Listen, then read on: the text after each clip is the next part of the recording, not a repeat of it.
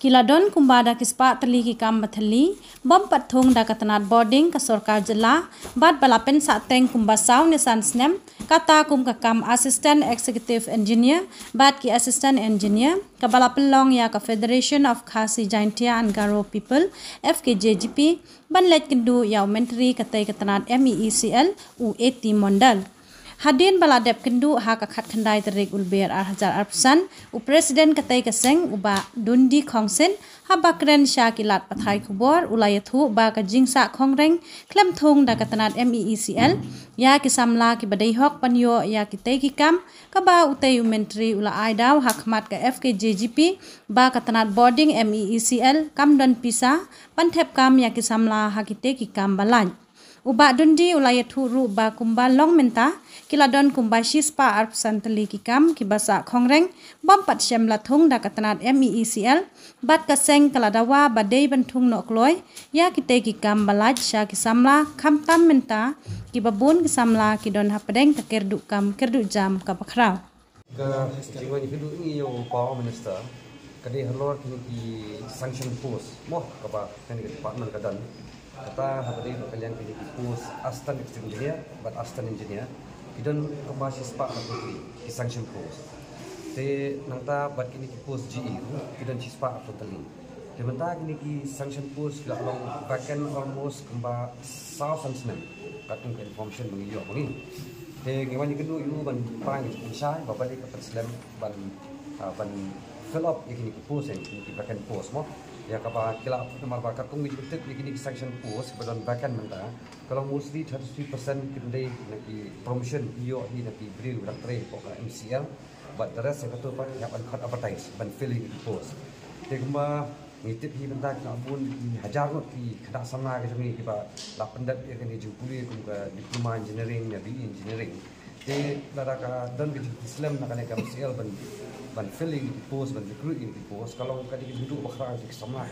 kam tam ya kadi ka each rumah kadi ka way tinggi kali no niwan ngi wan man kali bat i kendus non yu uru ba nak yang ka MCL bakade ban hot equipment mardor no yak ni sanction post ni mau mungkin kredit post mai de kan ni post ba don pa ama ko bagi i advertisement ni ba ki hot manta ban recruit ki hot on contractual basis te kalau ngajin sen ya bagi di post vacant bidan beli hot on construction te kata ka mai kran kan te nak yang minister te pa shibun jigi apa bakom kalau mentah ka MCL kalau level bad shape ama shibun ka hapat siu ke liabilities ne tai te ngi ibu di start department bagi tu post bladan omle ban pandam itu di hot model ban recruit model iki kena nang taruh ko office order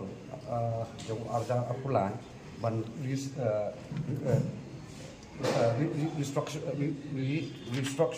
restructuring ya ka MECL ya ka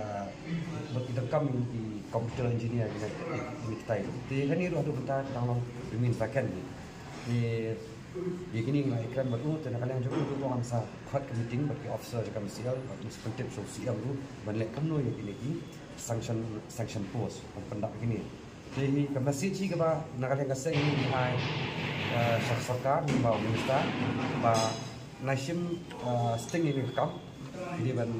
mardor di ban pendak ini jingwa ke jongi nang kan mentoi kan long 6 tahun bubun balang di kena samna ke jongi